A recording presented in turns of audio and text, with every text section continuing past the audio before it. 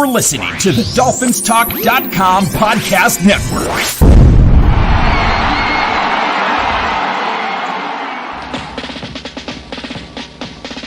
Miami's got the Dolphins, the greatest football team. We take the ball from goal to goal like no one's ever seen. We're in the air, we're on the ground, we're always in control. And when you say Miami, you're talking Super Bowl. 'Cause we're the Miami Dolphins, Miami Dolphins, Miami Dolphins number one. Miami Dolphins, Miami Dolphins, Miami Dolphins number one.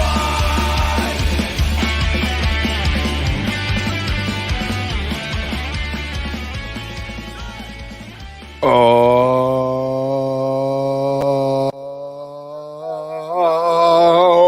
fuck the Fuck Jets. the Jets. Fuck the Jets. Fuck the fucking Jets.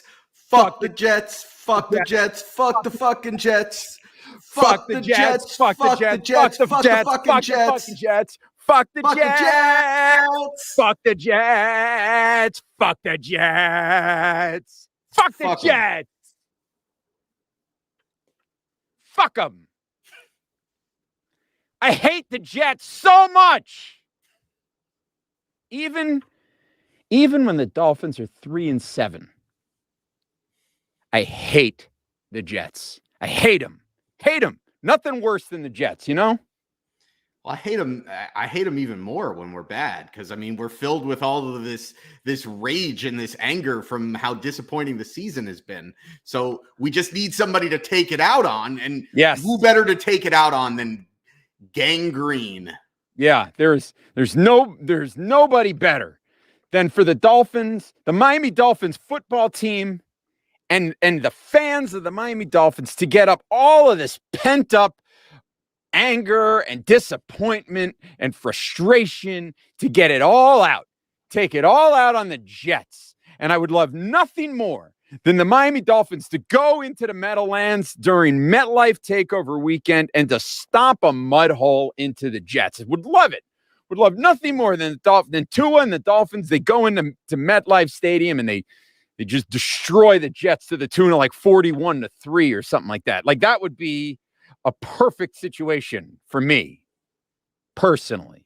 That would be like, It'd be amazing to see the Dolphins score 41 points. It seems like it would take them 3 games to do that.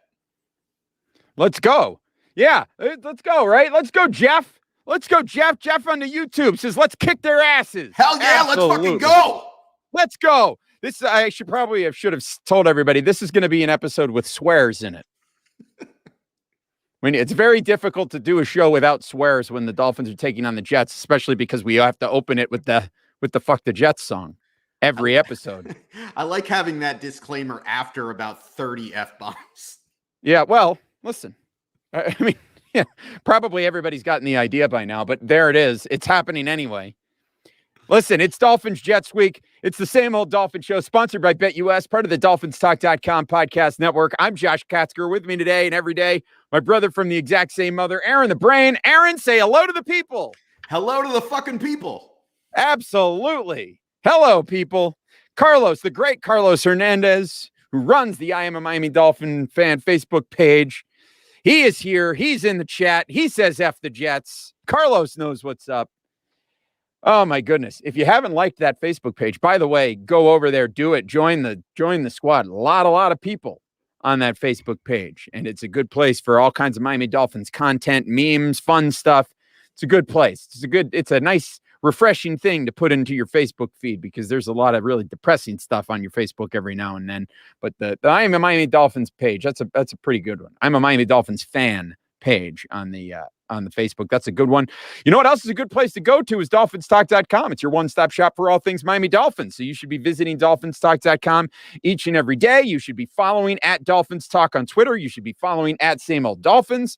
You should be following at Aaron the Brain, at Amplified to Rock. Everybody from the DolphinsTalk.com family, you should be following us all over there on the social media, because it's a nice thing to do. You should also, speaking of nice things to do, leave us a 5-star rating, leave us a positive review on Apple Podcasts. You can also download, rate, review, and subscribe to the Same Old Dolphin Show on Apple Podcasts, Spotify, Stitcher, SoundCloud, everywhere that you can get your podcasts. It's a good thing to do because you can get wonderful content like the Fuck the Jets song live right into your podcast catching app, whatever it is that you use. I endorse a particular app. If you'd like to know what that is, follow me at Amplified to Rock. I'll tell you all about it. But I don't want to give them a free plug on the show because they're not sponsoring us. So, they're not. It's not like BetUS and Manscaped. If this app was sending me free gimmicks in the mail like Manscaped was, we could really get into it. But anyway, we're going to get into it. The Dolphins are playing the Jets here. I'm going to be completely honest with you. I'm getting ready to loading up the van with the family. We're driving to the great state of Ohio for the weekend. And then from there, we're on to Chicago, where we're going to spend Thanksgiving with some friends of ours. It is that time of the year where it's the holiday season, where you're going to start spending time with people that you love and people that you maybe haven't gotten to see in a while. So we're looking forward to some holiday stuff on our end. But before we can get to the holidays, we got to get through the nasty, disgusting, horrible, no good, stinking New York Jets. And Brain, the Jets are starting Joe Flacco at quarterback. Joe Flacco, who won his first 6 games as quarterback against the Miami Dolphins. Of course, in his 7th game as a quarterback against the Miami Dolphins, he was playing for the New York Jets, and he lost 24-0 to the Miami Dolphins. Flacco was 21 of 44 for 186 and a touchdown. And a certain Tua Tagovailoa made his debut in that game as the Dolphins defeated the Jets last year 24-0. That was a game that was in Miami. Dolphins also won the return leg, a game in MetLife Stadium as part of MetLife Takeover Week, just as this is right now. So, Brain, what are we going to do here? Let's start on defense. The Dolphins defense is turning things around. They've been playing much better of late. They really put Lamar Jackson in a bad way on Thursday night last week in that surprising 22-10 victory. I mean, it was the one touchdown they gave up in that game was kind of in garbage time. The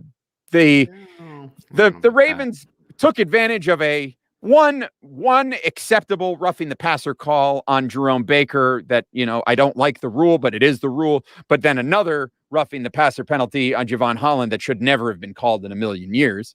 And then, they had that weird play where just everybody stopped covering Mark Andrews for whatever reason and allowed the Ravens to score a touchdown. But other than that, it was a pretty good performance by the Miami Dolphins defense, the defense that is now really trending up, really 3 games in a row, because if you look at that Buffalo game, it was a pretty good performance as well. Obviously, they gave Houston all kinds of trouble. And then, as we mentioned, last Thursday against Baltimore. So is Joe Flacco going to be able to stop this suddenly hot Miami Dolphins defense, Brain? Because I'm thinking no, whether Christian Wilkins and his bum quad plays or not. Yeah, I don't think that the ancient Joe Flacco with this Jets offensive line and this team around him is much of a threat. What the Dolphins were able to do to Joe Flacco last year, I think they're going to be able to do the same thing to him this year. And it's good. The Dolphins I really believe that this defense has finally turned a corner. I don't know if it's, Brian Flores calling plays or if it's just Raekwon Davis being in there, being healthy and really getting back into the swing of things at D tackle. I think that's a big part of it because I don't think it's a coincidence that since he's returned, this Dolphins run defense has gone from being one of the worst in the league to getting better and better each week to the point where now looks like it's actually pretty average against the run and trending upwards. Or if it's just, young players that are finally developing, Jalen Phillips, rookie, playing better. Javon Holland, rookie, playing better. Young guys are playing better. And even guys that, were veterans that weren't playing up to their own standards early in the season are playing better. Xavier Howard playing better over the last couple of weeks. And the defense as a whole is just playing better. And that's really the impetus for the Dolphins winning these last 2 games because let's face it, this Dolphins team is not going to win on the strength of their offense, regardless of who's playing at quarterback. They're going to win games this season based on how the defense played. And the defense let them down the first half of the year. They just were not playing at the level that anybody expected them to play, themselves included. And even though you might say, well, it wasn't really their fault that they were losing games, the fact is that this Dolphins team was built to win games with their defense. And when their defense is playing at a level where they're bottom 5 in the league, which they were for pretty much the whole first half of the season, this team is not good enough on the other side of the ball to win football games. But now that the defense has turned the corner, I think the sky's the limit. They're playing against Joe Flacco should not break any of that momentum. No, I don't think so either. And listen, it's not like there's a lack of weapons on the Jets offense. I think this is a team, to be perfectly honest, and this kind of makes me a little sick to my stomach to admit this, but if Zach Wilson becomes the quarterback that they would like him to be, or that they wanted Sam Darnold to be, there are some nice weapons on that team right now. Michael Carter is a heck of a running back. And they've also got Corey Davis. They've got Elijah Moore, who is looking like a decent receiver. I'm not saying that this is a team that's going to dominate anybody, but there are some pieces in this Jets team that, if they can find a quarterback, that they might be able to cobble together a decent little offense over here.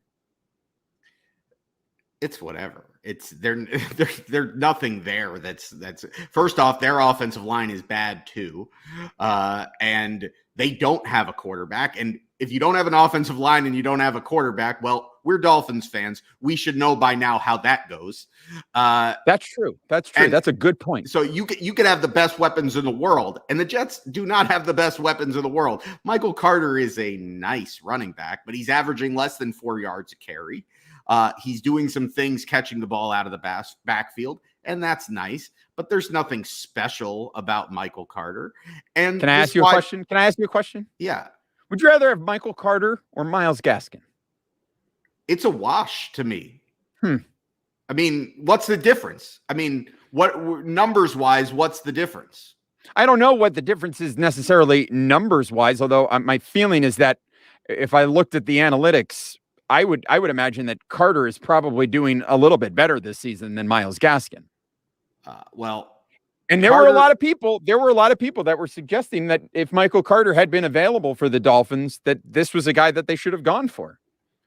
I was not one of those people. I wouldn't have had a huge issue with it, but my feeling on Michael Carter is that he was just a fine running back, not like this high ceiling guy. And to me, the difference between a Michael Carter who the Jets drafted in the 3rd round and a guy like Myles Gaskin who the Dolphins drafted in the 7th round, granted not in the same draft, but just in general, unless you're getting an elite running back, you don't need to reach on it. You can find them in the 4th round, the 5th round, the 6th round, the 7th round. There's not a big difference there. At the end of the day, unless you're a truly, truly elite running back, the majority of your production really comes on the back of the offense that you're a part of and the offensive line that's creating holes for you.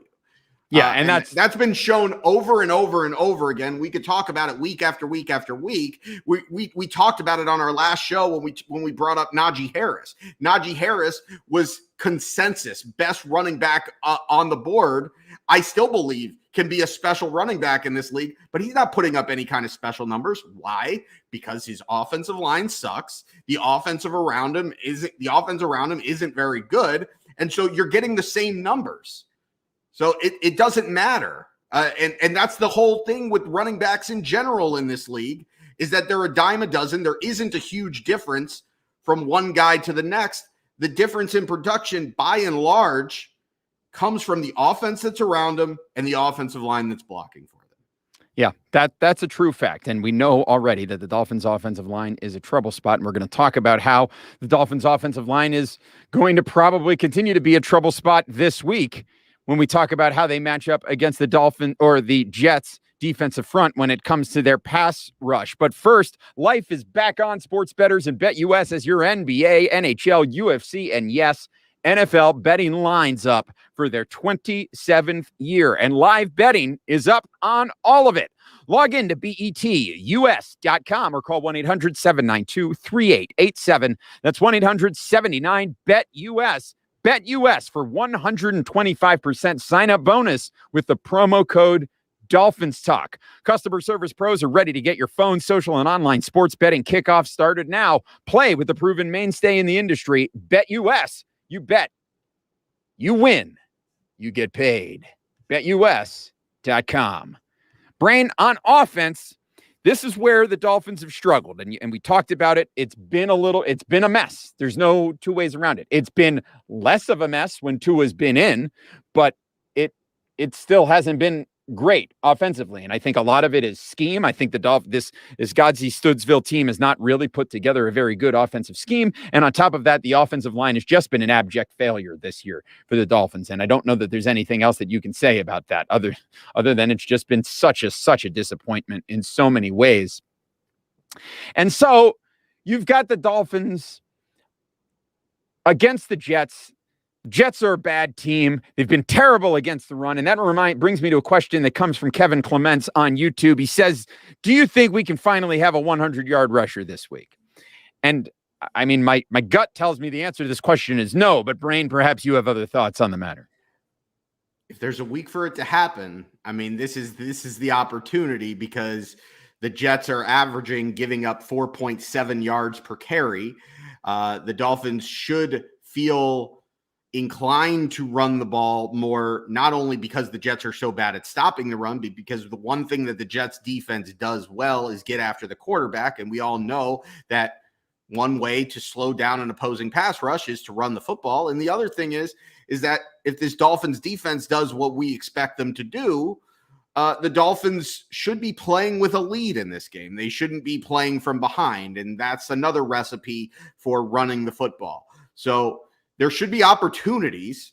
The problem is that the Dolphins have been so bad running the ball that even when they've rushed the ball 25, 30 times in a game, they're still lucky to break 60 yards. So it's difficult to predict them having 100 yards rushing as a team, let alone having one 100-yard rusher.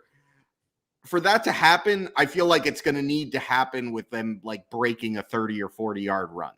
It's going to need to be something like that, where they break like a 40-yard run, and then the rest of the game that running back has 20 other carries that go for like 60 yards, and that's how he finds his way at 100.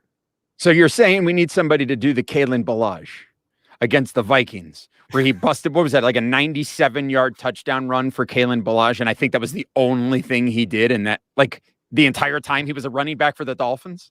Does Kalen Ballage even have 97 other rushing yards in his career since? I don't know. Where is he playing now? I was listening. He's still in the league. He was with the Jets when they had Adam Gase, right?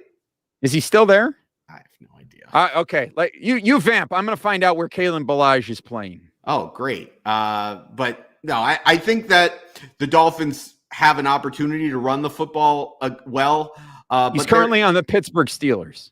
Oh, okay. So is he averaging? What is he averaging per carry? Less than let's 2 find yards? Let's find over out under numbers. 2 yards a carry on Kalen Ballage. Let's see. What is your prediction? 1.8. He is currently in 2021 in 9 games. He's run the ball 7 times for a total of 12 yards for an average of 1.7 yards per carry. Whew, I was pretty close. Kalen Garbage.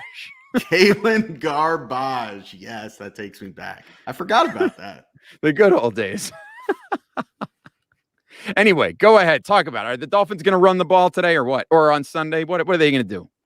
I think they'll have some success, but I don't think it's going to be the game plan, because the thing is the Jets are also really terrible against the pass. But I think they need to have a little bit more balance, because the Jets, like I said, the one thing that they are good at is getting after the quarterback. And we all know the Dolphins suck at protecting the quarterback. So it's football 101. How do you slow down an opposing pass rush? You run the football, screens and draws, you slow them down, you get the ball out quick. Misdirection. Those are all parts of what the Dolphins offense is this year, just simply because they can't block anybody. And so they have to account for that every week, no matter who they're playing. So I don't think the game plan is going to be terribly different. I think the game plan is going to be to get the ball out quick,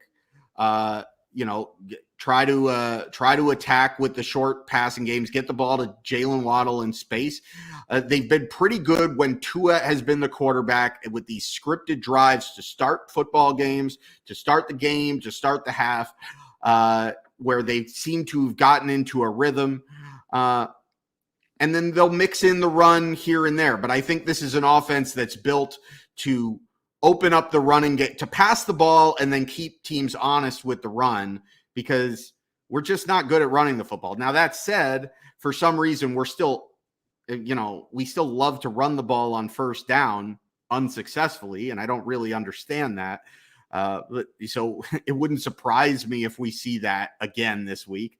But in general, I don't think we're going to see any kind of huge departure from, the short passing game being the bread and butter of this offense. Yeah, I tend to agree with that. I think we're going to see a lot more of the dinks and the dunks, especially because the Jets are going to try to bring a lot of pressure. Now, teams have approached the Dolphins in a couple of different ways, and the teams that have had the most success are the teams that have brought heavy pressure and blitzes at Tua. When he's been under pressure and had to get rid of the ball fast, those have been the times where teams have sort of been able to shut him down, as opposed to times where he the teams haven't brought additional men. They've kind of let everybody drop back into coverage and give Tua a little bit of time, and he's been able to find his open receivers for the most part underneath a lot. But hey, if it's dink and dunk and that's what's available to you, then go for it. And I think we'll probably see more of that on Sunday. The question is whether or not it's going to be enough for the Dolphins to win.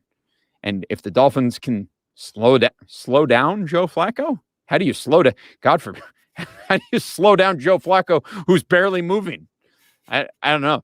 But listen, it's really going to be about, I think it's prediction time. Okay. It's prediction time for this game. And I know we said at the beginning, nothing would make us happier than for the Dolphins to go in there and just blow the brakes off of the Jets and just run them out of their own building, by some just huge lopsided score. I don't see it happening because that's not the offense that the Dolphins have. They haven't shown it this year. Maybe in a world where Will Fuller actually played football for the Miami Dolphins and they actually had he and Jalen Waddle on the field at the same time and Devontae Parker on the field and Tua had time to throw the ball, maybe this would be a team that could, light some teams on fire and score some points. But I don't know what's going to happen. So I'm going to make a prediction for this game, Brain, and I'm going to predict the Miami Dolphins are in fact going to win, but I predict that they're going to win it by a score of 24-13. I like that prediction. One thing to keep in mind, the Jets are on a historically bad tear right now defensively. Over the last 4 games, in 3 of the last 4 games, they've given up 45 plus. In one of those games, they gave up a 50 burger. Over the last 4 games, the New York Jets have allowed 43.75 points per game. I don't think the Dolphins are going to hit that average. I don't think we're going to hit that mark. No, I'm still taking the under on this game. Yeah, I'm definitely. Well, what's the over-under on this game? You go. I'll find out for you. I think the Dolphins are going to put up some points. I think they'll have some success against a Jets defense that has been just dreadful, giving up 9 yards per play over the last 3 weeks. But I also think that, think there's an ebb and flow to the way things work. And so oftentimes even the worst teams in the league are not as bad as they've been playing, or, when they've been playing really bad like the Jets have, and teams that are playing really well aren't always as good as they seem. So I think it's usually somewhere in between. That said, I do think the Jets are a lot closer to really bad than the Dolphins are. And I think that the Dolphins will put up some points on them. And it wouldn't be surprising to me to see the Dolphins get another defensive score against this Jets offense. So I like the Dolphins to put up some points. But I think 23. Yeah, I'm going to say Dolphins win this game 23-6. 23-6. Yeah, I think this defense is where Miami, I think the defense has turned the corner. I don't think that anything stops that momentum. I think the defense continues to be dominant against a really bad Jets offense right now. And, the Dolphins will find their way into scoring because the Jets are just not going to be able to string drives together. They'll probably force a few turnovers and, Tua will make a play here or there. And maybe we'll break a big run somewhere. Other than that, we got Jason Sanders. He can kick 3 field goals. Absolutely. The Dolphins are favored by 3.5 points over the Jets. So it's basically, it's a pretty good situation for the Dolphins here. People, and we're both picking them to cover, but we're both also, I think, picking the under here. The under is the bet here. 100%. The under is the bet. Because the only reason the over-under is that high is because the Jets' defense has been so bad. But if there's a remedy for a bad defense, it's playing the Dolphins' offense. That's true. That's true. Oh, here we got a comment from Mike. We got to read it here. He says, Dolphins win 20-14. And would it shock me to see Flacco have one last moment and game of his life before hanging it up and for the Dolphins to lose this?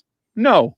Hashtag same old Dolphins. Would it shock me? No, it wouldn't shock. No, of course it wouldn't shock me. Yeah, but of course it wouldn't shock me if Joe Flacco comes out here and is elite on Sunday. Well, look, I'll leave that. My closing statement, thought, whatever you want to call it, parting shots, final words for this. It's basically what I said last week or in the last show. We did the unthinkable in upsetting the Ravens. And it gave a lot of people hope. I still don't think we're going to make the playoffs because I think we'd have to win out to make the playoffs. And the mathematical odds on that are they're astronomical. I don't see that happening. That said, could we win a few in a row and make things interesting? I do think so. And it's not we got to make things exciting. The Dolphins have to get their fan base excited. They've got to get us to buy in. They've got to get you drinking the Kool-Aid again. You're not ready to drink the Kool-Aid yet. I don't even think you've taken the Kool-Aid out of the fridge. I don't even think you filled the cooler with ice yet. But you win this game, you win a couple more, all of a sudden that Kool-Aid's coming out of the fridge and you're going to start drinking it. The rest of the Dolphins are going to start drinking it. And that's when they're going to break our hearts. Don't do something stupid. Like don't lose to Joe Flacco. Don't lose to Joe Flacco and this awful, dreadful Jets team that has been the worst team in the league for the past month, and it hasn't been close. Yeah. It's you can't lose this game, right? All of Dolphins Nation was so fired up when they won that game, surprisingly, over Baltimore. It was a surprise. It was a shock. And we were fired up about it because it was such a great performance. The same old Dolphins thing to do would be to follow that up with a loss on the road at the Jets. And it would basically render that Baltimore game meaningless. It would basically render the rest of the season meaningless at this point, right? There are people out there hanging their hopes on the playoffs. And I'm not one of those people, as you alluded to. That's not me. I'm not playoffs. I just hope we can win a game.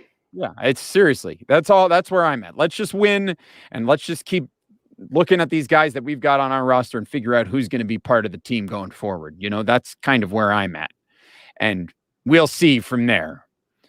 But yeah, you can't lose this game.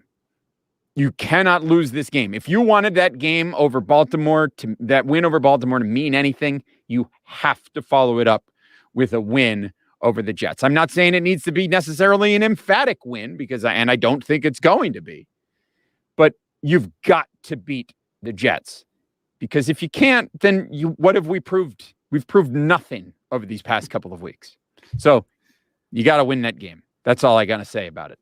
So a quick mention for our good friends at Manscaped. Folks, go to manscaped.com. Use the promo code Dolphins Talk. You'll get 20% off of your order and free shipping. Some incredible below-the-waist grooming products. And if you're not into the below-the-waist grooming products, which I don't know why you wouldn't be, because this is good stuff, but you got to try out this ultra premium body wash and the new 2-in-1 shampoo and conditioner. It's got the essentially the same scent as their liquid formulations, the Crop Reviver and the Crop and the ball toner.